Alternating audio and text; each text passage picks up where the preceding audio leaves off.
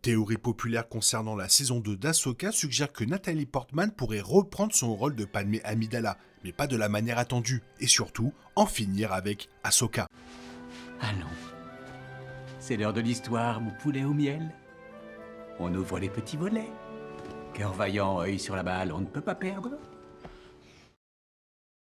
L'une des révélations de la Star Wars Celebration 2025 était le début du tournage de la saison 2 d'Ahsoka, bien que les détails concernant cette saison soient restés assez rares. On sait que Hayden Christensen reviendra dans la saison 2, mais les détails de l'histoire restent très peu dévoilés. La fin de la saison 1 a laissé entrevoir des indices majeurs sur ce qui pourrait arriver, mais lors de l'interview annonçant le début du tournage, Dave Filoni a indiqué que le scénario était encore en cours d'évolution. Peut-être en raison du mystère entourant la deuxième saison de la série, de nombreuses théories ont circulé sur Internet. L'une d'elles, concernant Natalie Portman, suggère que l'actrice de Padmé Amidala pourrait revenir dans Star Wars pour la saison 2 d'Ahsoka, un rôle qui serait véritablement choquant. L'un des moments les plus intrigants de la saison 1 a été la révélation de la présence de Belan Skoll sur Peridea, manifestement à la recherche d'informations sur les dieux Mortis. Ce trio de dieux, le père, le fils et la fille, a été présenté dans Star Wars La Guerre des Clones comme des incarnations de la Force. Plus précisément, le fils représente le côté obscur de la Force, la fille la lumière et le père l'équilibre. Si ces personnages ont donc une importance capitale, leur présence dans Ahsoka était néanmoins choquante, d'autant plus qu'ils sont tous trois morts à la fin de leur arc de la Guerre des Clones. Le retour de ces dieux a été à l'origine de nombreuses théories pour la saison 2 d'Ahsoka, et au-delà, comme celle selon laquelle Anakin Skywalker en tant que fantôme de la Force, Ahsoka Tano et Belan Skoll pourraient prendre la place du père, de la fille et du fils, recréant ainsi les dieux Mortis. Cette théorie est convaincante, surtout si l'on considère que la fille a sauvé la vie d'Ahsoka dans la Guerre des Clones, en demandant à Anakin de transférer son essence vitale restante dans Ahsoka, et que Morai, la convoi de la fille, a suivi Ahsoka depuis.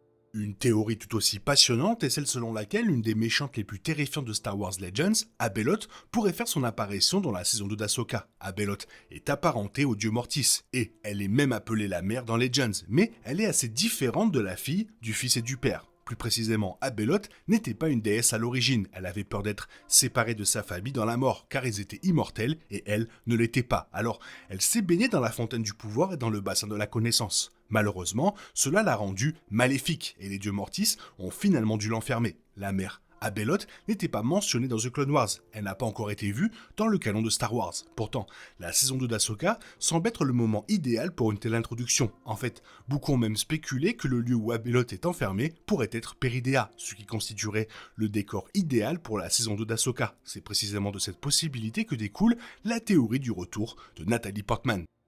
Bien que certaines théories suggèrent que Shinati pourrait devenir Abeloth, une autre théorie évoque le retour de Natalie Portman dans la saison 2 d'Ahsoka sous les traits d'Abeloth. Même si cela ne ressemble pas forcément au retour de Padmé, ce pourrait être un choix perturbant qui, techniquement, ramènerait Portman dans le rôle de Padmé. Autrement dit, il est concevable que, si Abeloth apparaissait dans la saison 2 d'Ahsoka, elle voudrait prendre la forme d'une personne qu'Ahsoka et Anakin reconnaîtront. Qui de mieux pour incarner cette figure maternelle que Ahsoka a eue et l'épouse d'Anakin, morte par sa faute. Ce serait une excellente façon de faire revenir Portman dans Star Wars, et sans doute l'une des plus logiques. Padmé n'était pas sensible à la Force et n'était certainement pas une Jedi. Il lui serait donc impossible de devenir un fantôme de la Force. Elle pourrait apparaître dans Ahsoka saison 2 ou dans d'autres projets Star Wars en flashback ou comme souvenir, comme ce qui est arrivé à Han Solo dans Star Wars l'ascension de Skywalker, mais ce serait une façon beaucoup plus inventive et convaincante pour Portman de revenir. Portman est également à la hauteur du défi de jouer le rôle d'une méchante dans cette franchise, connue pour ses rôles héroïques notamment Padmé, mais aussi pour des personnages comme Jane Foster, Mighty Thor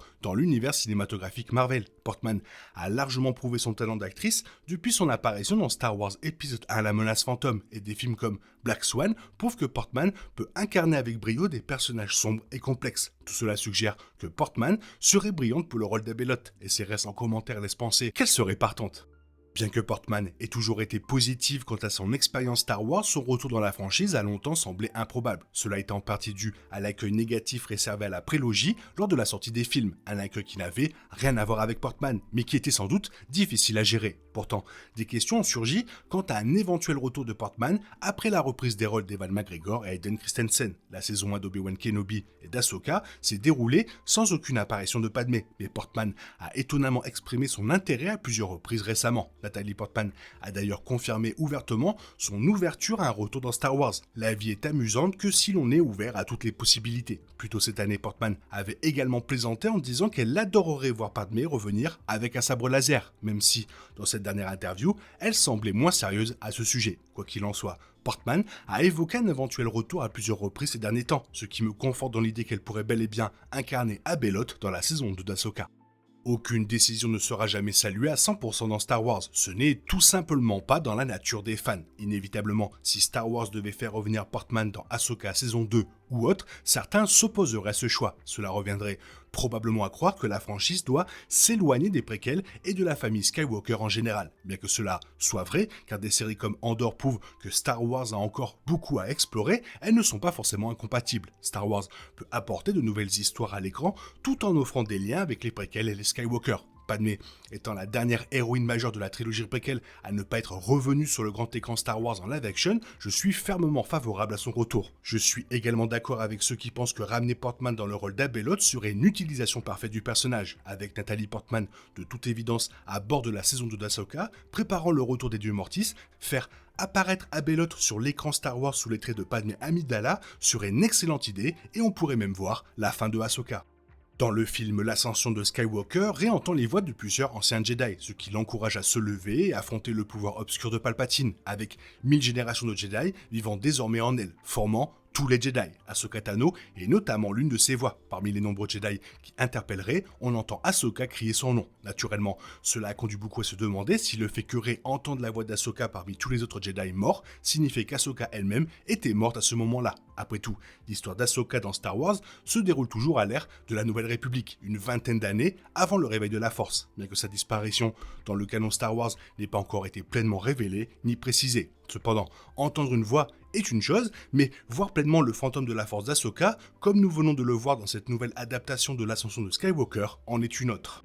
Ce moment revisité de l'ascension de Skywalker étaye davantage l'idée qu'Ahsoka ne fera plus qu'un avec la Force avant les événements de la post-logie Star Wars. On peut donc s'interroger sur les implications pour le parcours d'Ahsoka Tano à l'approche de la saison 2 d'Ahsoka. Les fans de Star Wars devraient peut-être s'attendre à ce que Ahsoka fasse un sacrifice épique dans la seconde saison à venir. Ahsoka vient de raviver sa conviction de poursuivre sa voie Jedi grâce à ses retrouvailles avec le fantôme de la Force d'Anakin Skywalker lors de la première saison, après avoir passé des décennies à la dérive, après avoir quitté l'ordre Jedi juste avant la fin de la guerre des clones. De ce fait, elle est certainement mieux placée que jamais pour ne faire qu'un avec la Force. Quoi qu'il en soit, ce nouveau numéro Star Wars de Marvel Comics est la meilleure preuve à ce jour que Ahsoka ne doit pas s'attendre à une apparition dans le futur de Star Wars et que sa mort est probablement imminente, et ce serait assez logique et poétique que ce soit des mains de Abeloth jouée par Natalie Portman.